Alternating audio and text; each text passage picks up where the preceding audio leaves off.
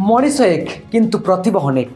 मानव सेवा कहतु कि मागण शिक्षादान कथा कहतु, पुणी वृक्षरोपण कथा कहतु कि ओडिया भाषार प्रचार प्रसार कथा कहतु, एमिति कि जड़े दक्ष मंच उपस्थापक भावे एवं चारिआडे तांकु देखिबाकु मिले। गरीब असहाय जनजातिर लोकंकु सेवा करी निज जीवन को अतिबाहित करि चलिचंती। बयस अधिक न होइतिले मध्य बयस तुलन में बहु महत कार्य करि चलिचंती, जार पटांतर नहीं। बहु झड़झंझा आसिले भी निजर वृत्ति और व्रत को जारी रखिछंती। एकाधर से जड़े आदर्श शिक्षक, कवि, बनसौधी सेवक, सामाजिक कर्मी और मंच उपस्थापक भावे चारिआडे जनाशुना। निजर सेवा, अभिनव कला और लेखा पई अनेक स्थान सम्मानित होइछंती।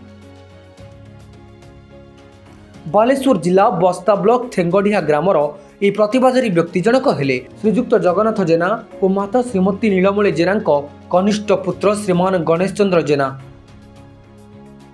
विद्यालय पढ़ा कार्य सारी अपहंच दुर्गामी अंचल गरीब असहाय जनजातिर पिलांकु वर्णबोध पाठशाला माध्यम मागणारे बस्ती बस्ती साही साही शिक्षादान करुछंती। केवल एतिकी नुहे, निज विद्यालय अजणा रोगरे असुस्थ थिबा 2 जन छात्रीर जीवन रक्षा पाई गाँ गाँ बुली भिक्ष मागी भल करिछंती, जहाँ समस्तक हृदय रे स्वतंत्र स्थान तैयारी करिछंती। निजर त्यागपूर्ण जीवन पाई समस्तक पाई आज प्रेरणा साजिछंती आम प्रिय गणेश।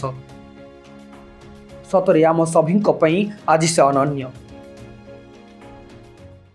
जय जगन्नाथ, नमस्कार। मु श्री गणेश चंद्र जेना, बस्ता बालेश्वर।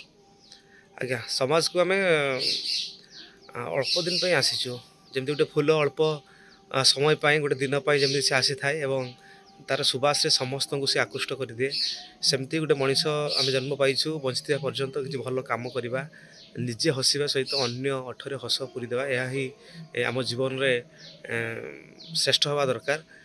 तेणु पिलाटे दिनरू शपथ नहीं भल भल कार्य करी, समाज मंगल उद्देश्य किसी कार्य करी, बास जमती समस्त हृदय रे गोटे स्वतंत्र स्थान तैयारी करी। तेणु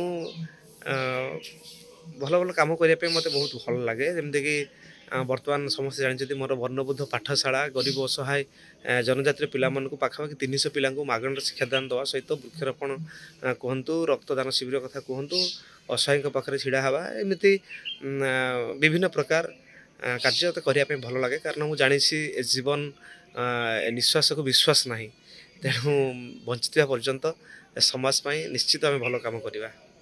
बस्तारू जयंत कुमार बेहरा रिपोर्ट, सुनस्टार डिजिटल।